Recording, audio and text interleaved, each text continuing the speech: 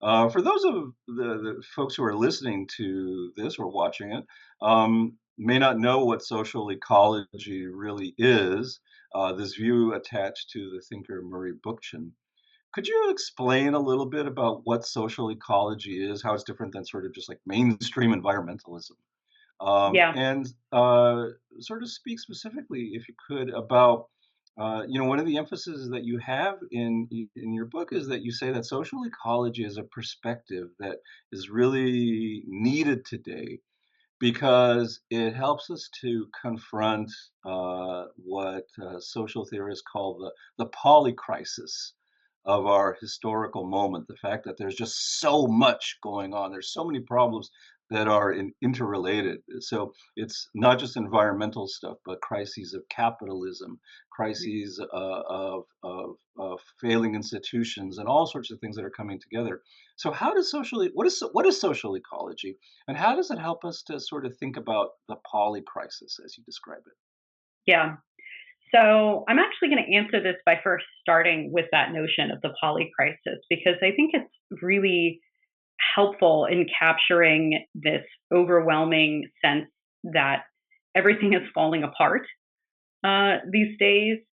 And I was first introduced to this concept by a colleague at George Mason University in Next System Studies. And I found, first of all, just intuitively, it captures what I've been feeling and what I think we're all sort of experiencing. Again, it's in some ways a kind of aimless, not aimless, um, like it's a hard to place notion that there's something pervasively wrong, as well as a real understanding that the various problems that we're seeing in virtually every sector of society are linked somehow.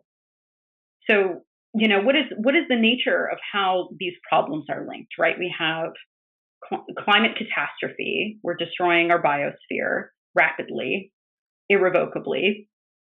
We have staggering wealth inequality that puts Versailles to shame when the last 150 to 200 years of social thought claims to have put that way of life behind us.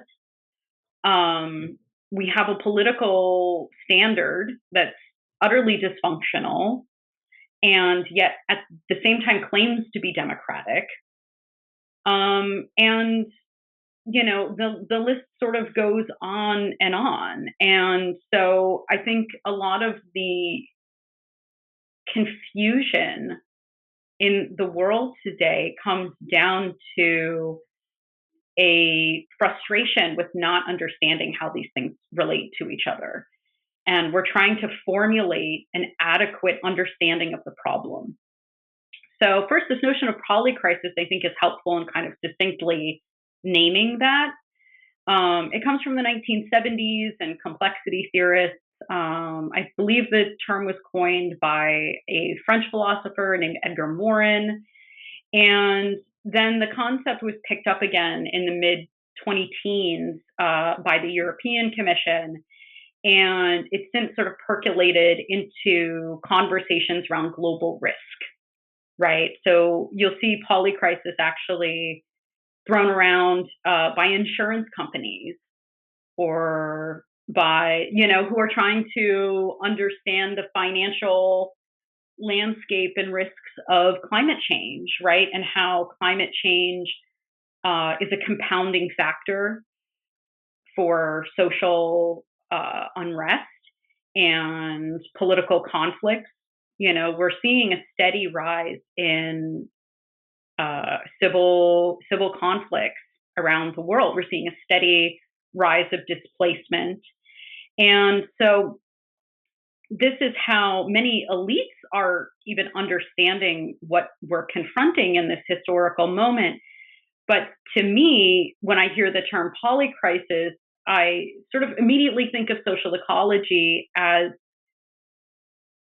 really providing an answer to how are these problems related? They're related because they are symptoms of a society and institutional matrix based on domination. We live in a domination-based society.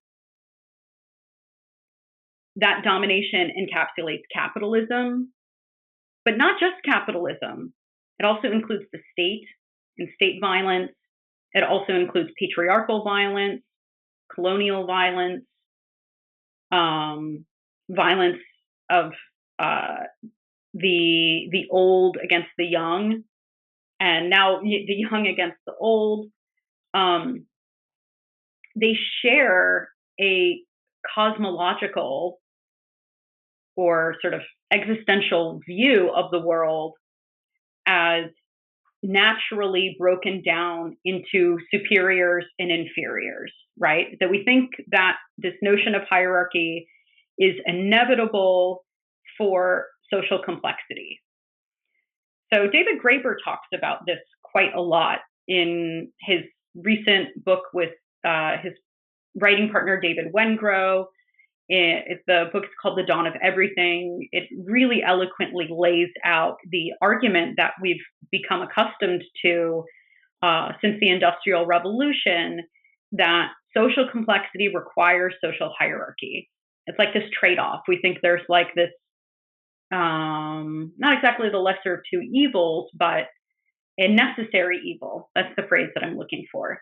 That social hierarchy is a necessary evil for social complexity.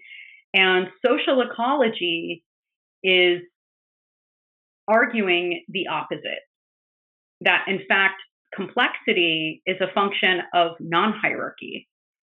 Complexity is a function of diversity, interdependence, also accumulation.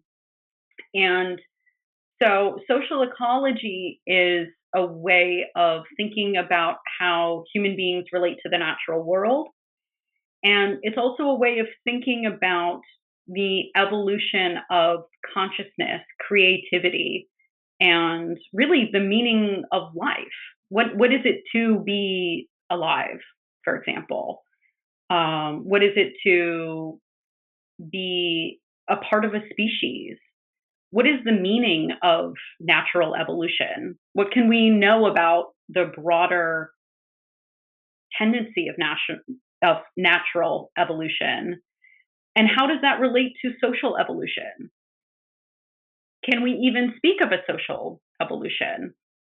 You know, the last 50 years of, maybe not 50, 40 years of social theory will say that social evolution as a concept is illusory.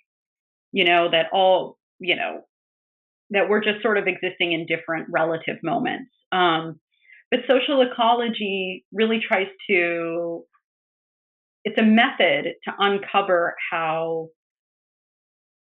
social principles and values like non-hierarchy, like interdependence or creativity lead to certain kinds of social institutions like democracy, like participatory processes.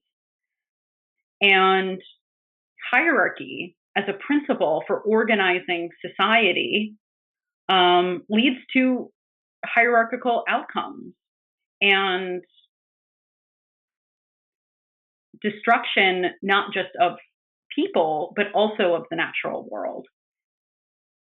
So, this is one way to describe social ecology. Murray Bookchin is often credited with sort of being the genesis of these ideas. But one of the arguments that I make in the book is that social ecology also transcends his work. There are many social ecologists who are thinking and writing and using this perspective. There are many thinkers that Murray was drawing on to formulate his ideas, who are very important, like Peter Kropotkin. And in fact, indigenous cultures have had much of this knowledge and understanding and democratic social practices for a very long time as well. So I really try to argue that social ecology is a real paradigm shift in how human beings are thinking.